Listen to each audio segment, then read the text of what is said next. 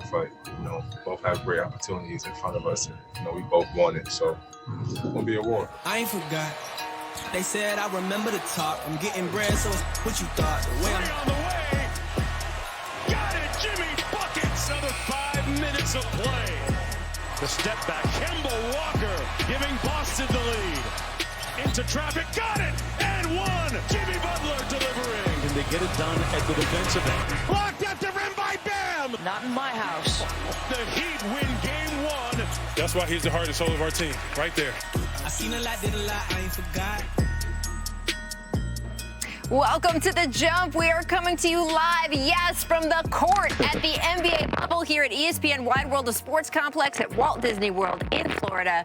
I'm Rachel Nichols alongside a couple of NBA champs, Richard Jefferson, who is here with me in the bubble through the finals, and the one and only Mr. Kendrick Perkins coming to us from his home in Texas.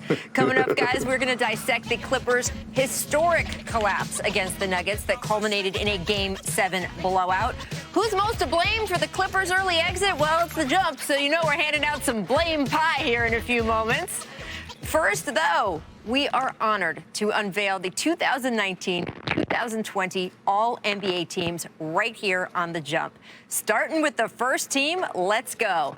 LeBron James, a unanimous selection to the first team, and LeBron extends his NBA record with his 16th All-NBA team selection, passing 15-time All-NBA team selections from Kareem Abdul-Jabbar, Kobe Bryant, and Tim Duncan. No specialist there. He also extends his record for most first-team selections with 13.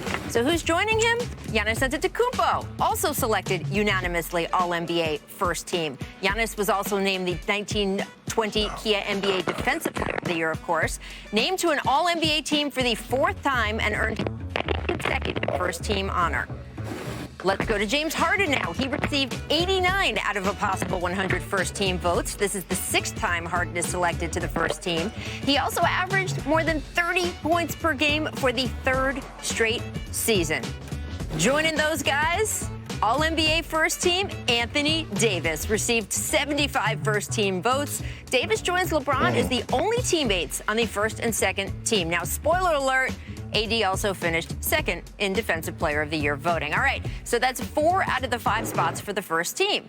Are you guys ready for the final selection? I can't believe we started with what is it? Who's the final selection? Yeah. 21-year-old Luka Doncic. Sounds about right. 59 first-team votes. Luka, the first player selected to the All-NBA first team, either his first or second season since Tim Duncan did it in '99. Doncic also becomes the sixth player named to the All-NBA first team at age 21 or younger, joining KD, LeBron, Duncan, Rick Barry, and Max Zalowski from back in the 1940s. Points at home if anyone knew that one. Perk, how do you feel about Luka making the first team?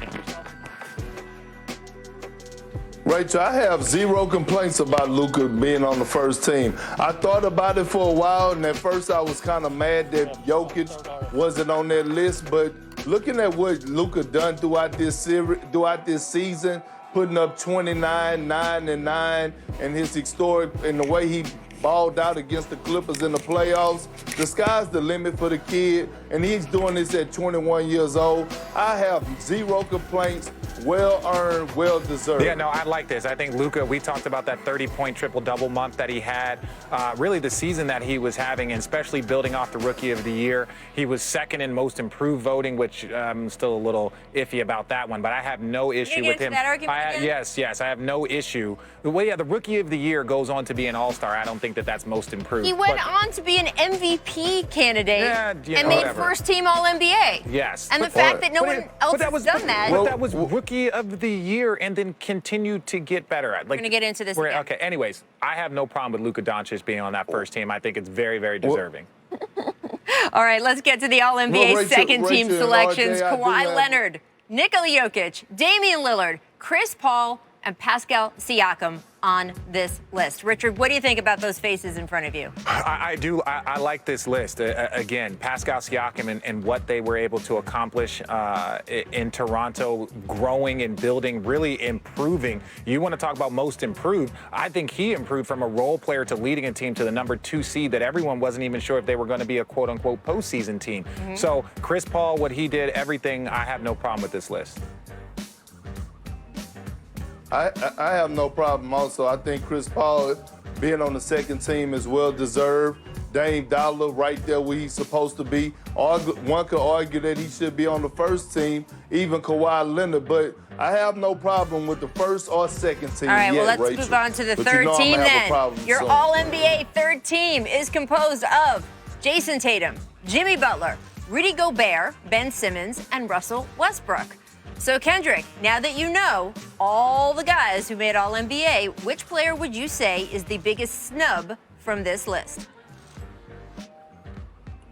Well, first of all, how did Rudy Gobert make it over Bam out of the Bayou? Look, that doesn't make sense to me. The best big man in the league right now is Anthony Davis and Jokic, and the next one is Bam. Bam is the most versatile big after those two, and I don't understand for the life of me how did he not make NBA all-team NBA. He should at least be third in place of Rudy Gobert. The last time I said this on your show, Rachel, on The Jump, the Utah Jazz fans went crazy on me on my social media, but this time I don't care. They can go crazy all they want because I got the Goon Squad to back me up. Okay, Perk. Well, I'm the only person I'm going to talk about is Joel Embiid. Joel Embiid, I feel like, you know, I know he had it was a very unique season in Philly. There was a change not having Jimmy Butler. And this team, you know, even with the injury to Ben Simmons, they were able to grit it out. And I just really think that Joel Embiid deserved All-NBA. Now, when you watched him play and he played well, the things that he was able to do. Now, he got off to a little bit of a slow start because he was like, I'm going to take things more seriously this year. But I think that Joel Embiid is a top 15 player in this NBA without question. And that's kind of one of the things, right? We've talked a lot about awards lately, right? And what actually stands for what, who's the best player, does the MVP really tell you that? All-NBA is supposed to be about who are the 15 best players in the league. And it's not positionless yet, but the NBA certainly made a move this year toward making it that way with the fact that they gave you a ton of options for every player. Now, the fact that Joel Embiid Joel Embiid has less votes than Chris Middleton for All-NBA. And look, Chris Middleton's an all-star. He's a great player, but the impact that Joel Embiid has on the floor to say that he is better than Joel Embiid by these numbers, that's just a little disappointing. Right. I mean, for me, when I make my All-NBA vote, it is about who are the best 15 players in a given year as opposed to one particular stat category up or down. Well, Richard and Rachel, this is not NBA 2K. Sometimes numbers could fool you.